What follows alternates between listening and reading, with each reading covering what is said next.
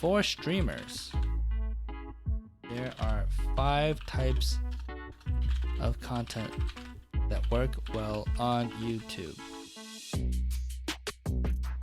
I would 100% recommend. This is the second watch through of this video. It's a 4-hour video where he talks about exactly how he does all this stuff. Like how he does the YouTube titles, how he uses YouTube to grow on Twitch, making money from YouTube streams. I think growth strategies for new game titles is good. So there's so much stuff in here. So much good stuff. I would watch this video 100%. Okay, so these are the 5 things. 5 types of content he suggests. You got epic content, legacy, historic content, highlights, long form, and meta/reacts. And I know I have not done an audit, but I want you to, I think this is going to be more valuable than me doing an audit, and we'll eventually get to the audit. So epic content, what is epic content? This takes this takes long time to produce, right? So this could be long time produce, hopefully really good stuff to get more subs, more discoverability. So for this channel, I would say this might be the pro tips. Like, you spend time, you script it out, you add more editing, more B-roll, more text treatments, maybe reviews. These are more, I would say that might be more of your epic content, right? So this is for not just your subscriber base, but like all the people on YouTube that want to watch your video, and you're going to put tons of time into this. You're going to make it like really, really polished, and this is going to suck people into your channel. So this is going to be that's a problem, that it's a long time to produce. This is a lot more effort, right? And you can still like have them do this on stream, but it requires a lot more editing work. I would also suggest you just do this off stream and put lots of effort into it to make it really polished. Then legacy historic content. These are the best moments from the past performed well in the past. So let's say this is very much like the Twitch clips. Well, hopefully, people are clipping his channel, or he finds like really big moments. And this is like your stream highlights video, right? So this is the epic stuff that people always talk about. And I would even say, if you go back into your other videos and you see things that people are commenting on. All right, so if someone said like, oh my gosh, the play at 30 minutes and 44 seconds. Those are the things that are your legacy historic, the best moments. And I think people are afraid to reuse stuff, right? Because you made this highlight reel. Let's say this was really, really popular, and this is like 3 weeks old. You could put out another one that still has maybe the same plays in it, because most likely everyone has not seen your videos. Everyone has not seen the stream. Everyone has not seen those clips, even though they're the top clip on the Twitch channel. So you can reuse this stuff. And there's something special about nostalgia, and something special about, like, even if I saw it on Twitch, I'd be like, oh my gosh, I'm seeing it again live, like, or on YouTube. I was there for that moment. You saw the Fall Guys stuff with Tim the Tatman. If you guys didn't see that, like, people were tweeting out like crazy, like, where were you when Tim the Tatman got his first win on Fall Guys? So people love nostalgia. People love being there during epic moments. So reposting those when people forget about them and not everyone has seen them anyway is perfectly fine. And if it's a really good moment and I've seen it multiple times, but I get to see it again, like, that's still powerful. I think that's still really, really good. Highlights is just obvious. Good moments. So you're already doing that, right? Again, this legacy historic, I think you're talking about things that happened in the past, like a while back. So you just bring back these highlights and put them into legacy and historic content, right? And long form content, this is like discussion and VODs. So for this, you have the games that you posted, the full gameplay. You have maybe a discussion thing where he's commentating about, oh, here we go, interviews. I'm guessing maybe this. Let's see what else. Yeah, so I think you're actually covering a lot of this type of content, right? And I think what you're gonna do is you're gonna start categorizing all this content and thinking about how you're using them and what performs the best and how to maybe do some other stuff. Oh, you're about to launch a new game. If you're about to launch a new game, 100% watch that. You should just turn off the stream and watch that Devin Nash thing, because the guy literally talks about how important it is and what he does launching new channels and taking advantage of new games. So for meta, what is meta on Twitch right now, I would say, is this React content, right? And I think I saw some of this would be some of what's going on probably on this, but maybe it has to be more intentional, right? If he is like reacting to, let's see what gets suggested.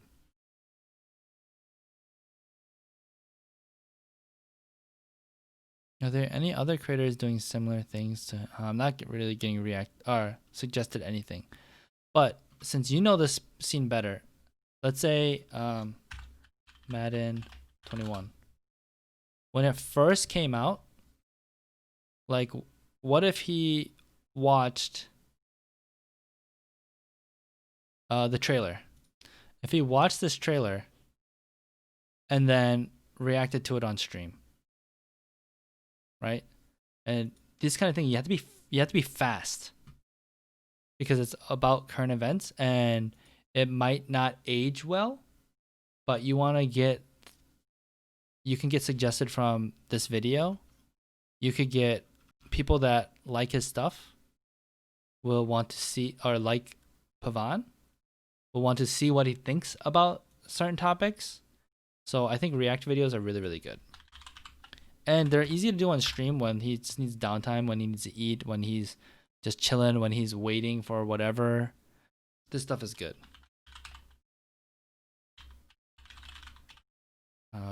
Industry relevant.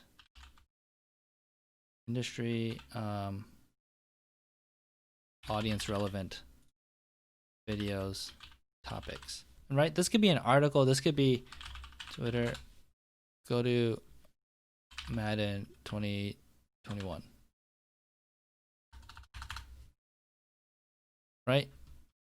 Oh, the Madden NFL 21 official Twitter account put out a thing about blah blah blah. I don't know. They just talked about new cards being released or a new feature. So going to this kind of new stuff is always, and being very fast on it. That's why, like, you put it on, you see it come live, you do it on stream, and then he messaged you like, hey Pandit, like, go check out at 3 hours on my stream, 3 hours and 34 minutes, I did this, like, we need to get this up as soon as possible. Like, he needs to let you know, and then you just clip it or you highlight it or you edit it out and just post it. And this doesn't, and this thing, React videos aren't polished, but ultimately everyone wants to know what people think, what their favorite influences, what their favorite personalities think about that, right? So I think that stuff is really, really low-hanging fruit. So I barely have audited your channel. I think your banner is good because I immediately know that this is NFL related. I don't know it's Madden related, right? Because you're using his name, it's not like easily searchable, but I think that's okay to have a personal brand. I think the profile photo is really, really good because, again, I can tell exactly what it is. I would like to see, I'm always a fan of seeing posting schedule. So if it's like, even if you don't know if it's Monday, Wednesday, Friday uploads, if it's just like weekly videos and maybe about like who this is, because I don't know how important this social stuff is, but if you put like streaming Madden content that you need, or like whatever catchphrase or whatever value proposition that you have for your audience, I think that's really important to put on your banner.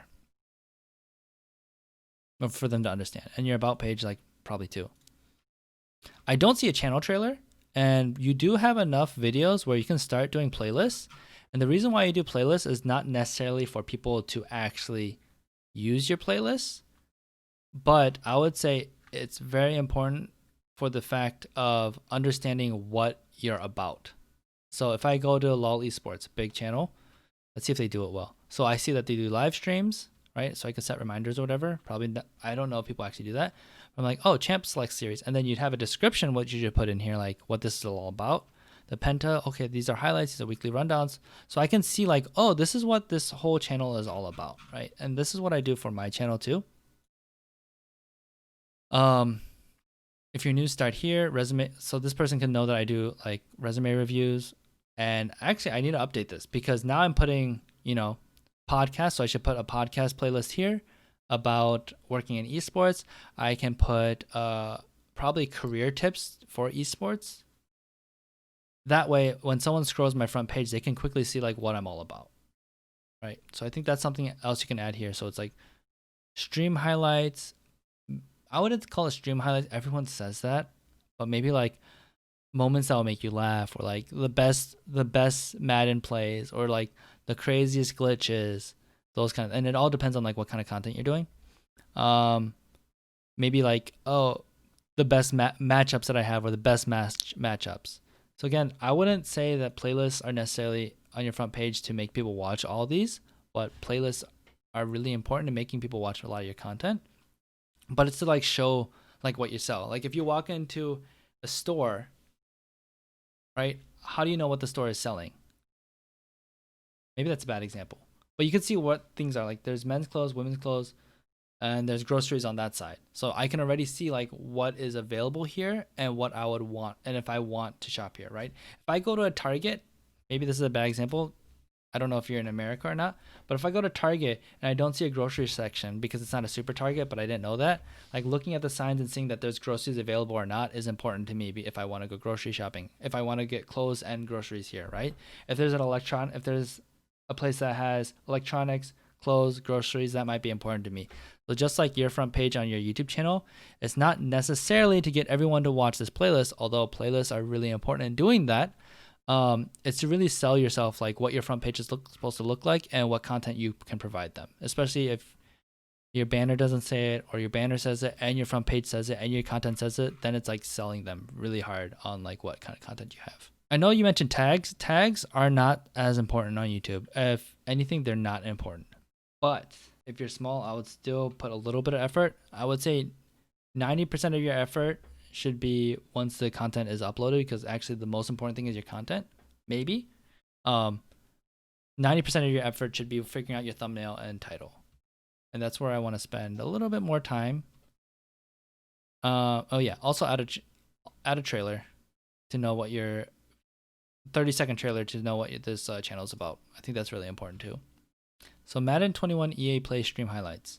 I would say that is almost not intriguing, except if Madden 21 is new and this is like the first time you get to see this stuff, it's like exclusive, then that's great. I would say maybe like stream highlights is not like a very great title, and I've heard that it's overused, and you can use that to say something more intriguing. What if you said like first look into Madden 21 EA Play instead of just stream highlights? What if you just said that? I think maybe making his face bigger, if people would click on it because of his face, is going to be big, because I might not be able to recognize him in a sea of other thumbnails right away. But if his face is something that will pull viewers in, I would say make that bigger. The thumbnail should be complementary. The title should be complementary to the thumbnail. Again, thumbnail is the first thing people will see, most likely, and then they'll go for the title for more context, and then maybe the description, depending on if they're seeing it in search or if they're seeing it on a homepage. So you saying play stream highlights is exactly the same as here, so that doesn't give me more additional context. Maybe you put like, I think something popular that I see is like blurring out something that's intriguing that I want to see. So then it's like, and you would know this better than me because I don't know what Madden 21 is really like, and I don't know what's most interesting about it, but whatever is most interesting and most intriguing, you want people to stop to look at your thumbnail because it stands out, and then be like, that is that makes me curious. That makes my little lizard brain think like I need to find out more about this, or I need to figure out why the thumbnail is like this because I'm intrigued. And then the title and the thumbnail together, I'd be like, okay, this is what I'm expecting to get from this video, and it's going to provide that, right? So this one I think is a really bad thumbnail. Again, if this person is like a huge influencer, a huge YouTuber, huge streamer, like Disguised Toast or Scara, or like even Faker, who's like one of the best LCS players or League of Legends players. Like if that face is a selling point and that's gonna get people to click on it, yeah, then put your face on it. But I'm guessing that's not the situation here. I can't see what that says with salute. So best Madden plays, I would even say maybe like top five of the best plays or something like that. He decided to put that out himself. Yeah. And that's the thing. You can still change this up. You can still change that thumbnail and title. But like you said, if there's a new game coming out, this stuff might not matter as much. Pro tip Tuesday. It's nice that these are all branded, so you can always, if I'm looking for this content because I like it, and the next time it gets suggested to it, I know exactly what this is and click on it. I think that's valuable. But I still think you can make the people recognize that this is a Pro Tip Tuesday by this person in different ways, and use this real estate to be the pro tip. And when I talk about titles, the first thing I see is Madden 20 Tip Tuesday number 6. How important is that compared to what the tip is? How to prepare for Madden 21. So maybe how to prepare for Madden 21 is the title, which I think there might be something more intriguing, but that's still okay. And the thumbnail needs to be something about Madden 21. I need to know that it's Madden 21. Delay fades, maybe there's something in the game where you actually show it and you use arrows and you show what a delay fade is. And then the title is like how to use delay fades. And I think there is an option to even, and this is the tricky thing, like you might be optimizing this for search, which is fine. But there's also an option where you can do more intrigue with the title where it's like, what is the value I'm going to get? Why do I need to know how to use delay fades? What if it's like, get 50% more touchdowns by using this tip, right? And then you could put delay fades at the end of the title or something that might get cut off. Or maybe delay fades is really, really important in the title for people to know. But selling the value is also something that might be more important. And it all depends on, like, you're going to test these out. You are already testing all these ideas out. So I think this is still a good start. There's no like perfect answer for every single situation, but these are just some thoughts that I have that I want you to think about and then eventually make an informed decision with either you by yourself or you and the streamer. Any external resources you would recommend? I'm a big fan of video creators. This channel, a lot of important information about YouTube. I also like the way he approaches it.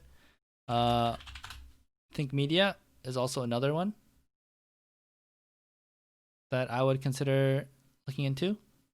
Sean Cano does another one with video influencers, which I haven't checked out in a while, which I should check out. So these are all video stuff. And again, Devin Nash. He talks a lot about Twitch streamers and how crappy Twitch is, but he knows his stuff. And his big push right now is like, if you want to be a Twitch streamer, use YouTube. YouTube is the best way to grow your Twitch channel. Ultimately, because YouTube has discoverability, Twitch does not want, they have no business incentive to grow smaller streamers. While YouTube does have incentive to grow YouTube. So therefore, people will find you on YouTube and then funnel into your Twitch channel. And you could probably make better money off of YouTube if you have a successful channel than on Twitch. If you can find like a keyword search thing, that's really, really important. I haven't figured out which one, a free one that I can really use. That's why I've been like playing around with that. But I would say that's important.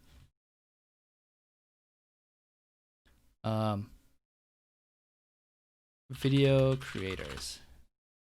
And what I should do is still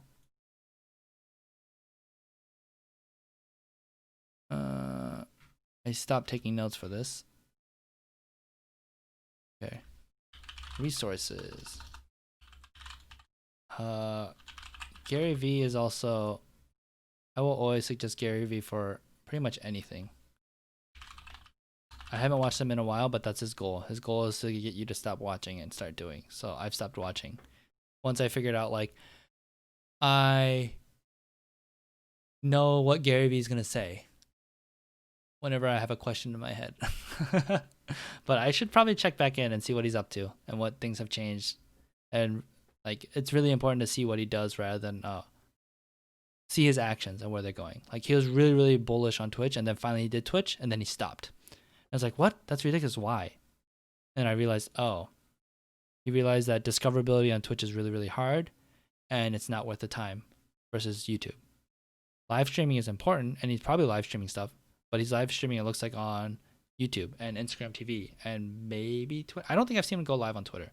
So he's live streaming, but just not on Twitch, because Twitch really does not care about getting you discovered.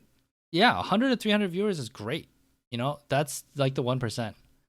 I think it's fine. I think keep doing what you're doing. Look at your audience retention graph to figure out like what people are liking and disliking about your videos and what's like making it work.